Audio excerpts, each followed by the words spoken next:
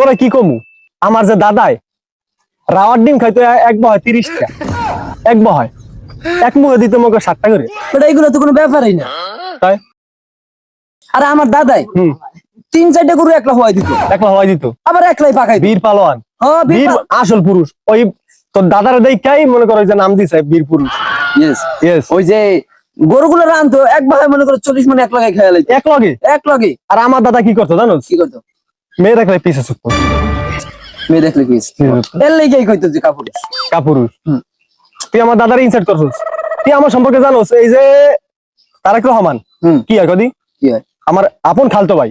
আপন খালতো ভাই? হ্যাঁ। তুই তারেক রহমান চিনিস না? আমার কি হয়? চিনি। কি হয় তোর? আরে আমার আপন ভাই।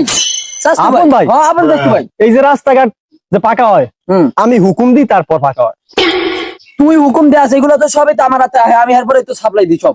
তুই সাপ্লাই দেস? হ্যাঁ এই যে এলাকার যত নেতা আছে না, এই যে কস এটা কস স্বপন কস ই কস যা কস সব আমার দ্বারা আহে। তুই এইটা দুবাই বুরুজ খলিফা জানিস? বুরুজ খলিফা সবচেয়ে বড় বিল্ডিং, উঁচা বিল্ডিং, ওটা কার কদি? ওটা কার ক? আমার আপন স্বাস্থ্য ভাই খালতো ভাই নানার। ওই দেশের সরকাররা চিনিস না? কোন দেশের? দুবাই সরকার রে। হ্যাঁ চিনি। সে কি হয়? কি হয়? আমার নানা। আপন না নানা রক্তের? আরে রক্তের আপন না? না আপন না।